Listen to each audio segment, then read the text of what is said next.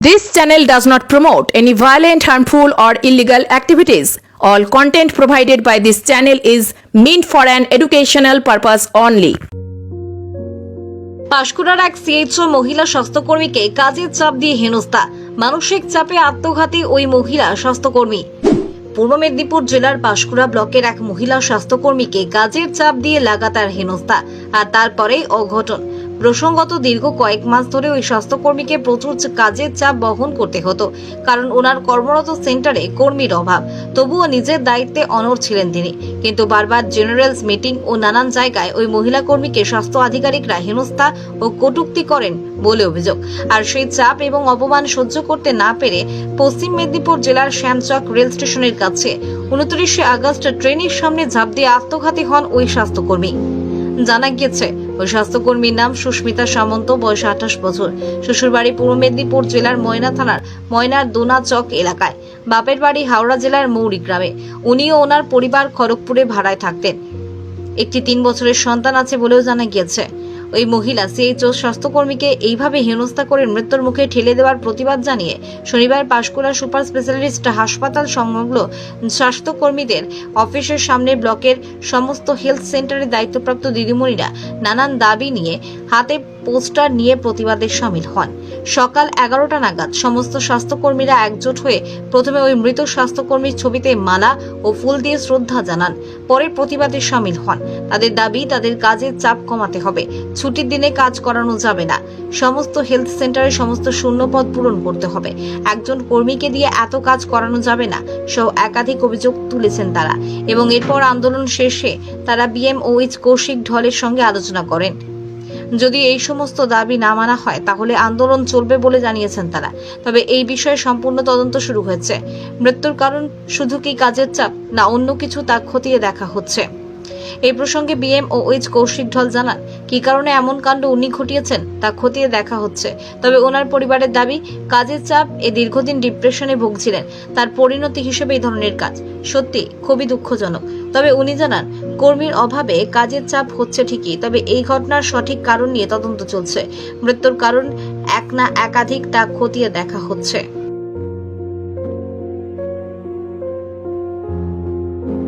পাঁশকুড়া থেকে জাহাঙ্গীর বাদশাহ report, GB live news.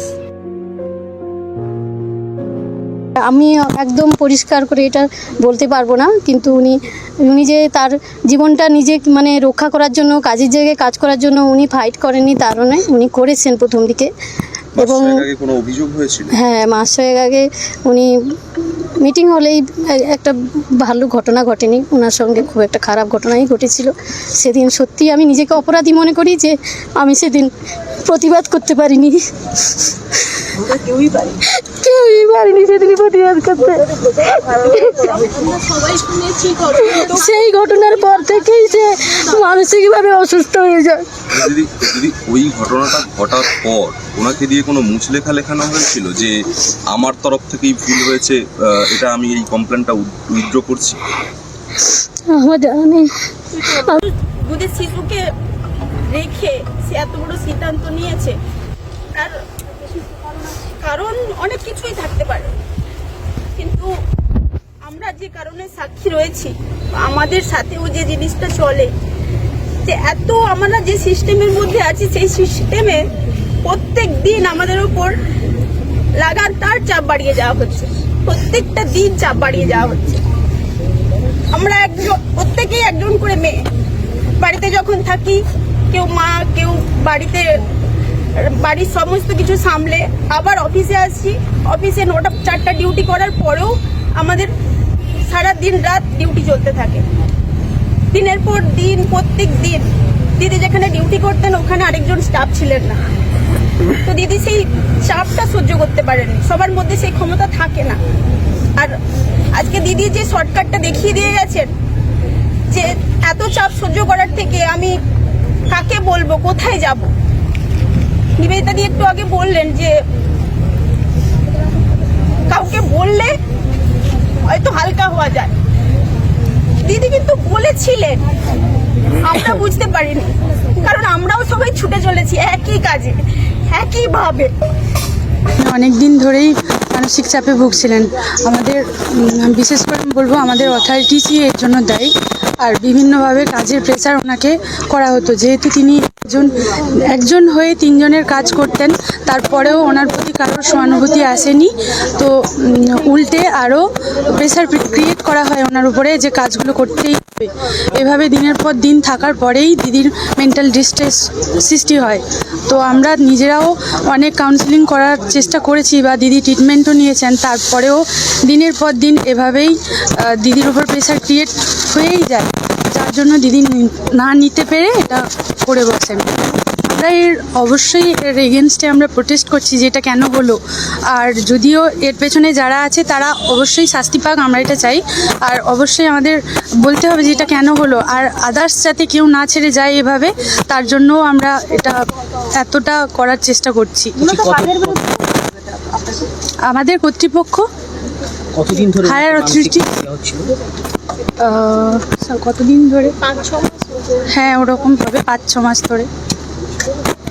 আপনি কীরকম সিদ্ধান্ত নিতে?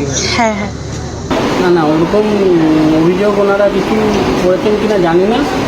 আমার কাছে, আমি তো নতুন চার্জ হ্যান্ড ওভার নিয়েছি, আমাদের কাছে যা জানতে চেয়েছেন ঊর্ধ্বতন কর্তৃপক্ষ এটা নিয়ে বিভিন্ন রকমের জায়গা থেকে ফোন আসছে এবং এটা নিয়ে ইনভেস্টিগেশন হচ্ছে।